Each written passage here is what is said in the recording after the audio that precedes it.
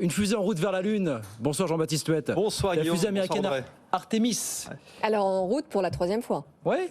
Ah bah écoutez, c'était la 3e tentative de lancement. C'est ça. Et c'était la bonne. Ça tombe bien, c'était la bonne. Ouais. Alors même si 2-3 minutes avant le décollage, il y a quand même eu un technicien qui s'est dépêché pour aller colmater une fuite d'hydrogène qui a retardé d'une quarantaine de minutes le lancement. Bien sûr. On a là, avec ce décollage... qu'il n'y a personne à bord. Ils sont C'est passé inaperçu, mais c'est arrivé. On a là quand même la plus grosse fusée du monde. 1800 tonnes, 98 mètres de haut, 2,7 millions de litres d'oxygène liquide et d'hydrogène. Donc c'est un véritable monstre. Et ce qui est intéressant dans cette fusée, c'est surtout sa capsule. Vous avez la capsule Orion qui va servir dans quelques années à convoyer des hommes et des femmes vers la Lune.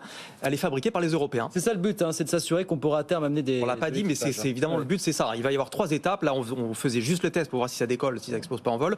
Il y aura en 2024 un autre vol où les astronautes iront tourner autour de la Lune. Et puis vous aurez un 3e vol en 2025 où là, on rentrera à nouveau dans l'histoire, où les hommes iront de nouveau marcher sur la Lune.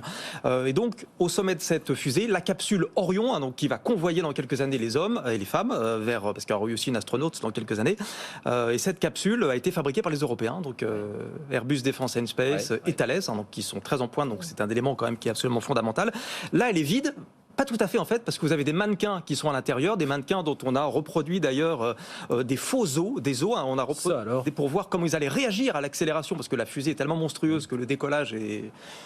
Voilà, il faut être bien accroché. Donc on va tester la manière dont ces mannequins ont réagi au décollage. Et puis il y a aussi, ils ont des gilets anti-radiation pour voir s'ils ne sont pas trop exposés, parce que c'est le problème de ces voyages spatiaux, c'est quand vous traversez l'espace, vous êtes exposé à des radiations qui sont extrêmement violentes. Donc on va vérifier tout ça.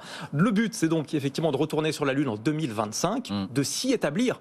Les Américains veulent faire à partir de 2025 une mission par an, avec une station en orbite, une station au pôle sud, avec au final quand même l'idée de partir de la Lune pour aller vers Mars. C'est quand même assez magique.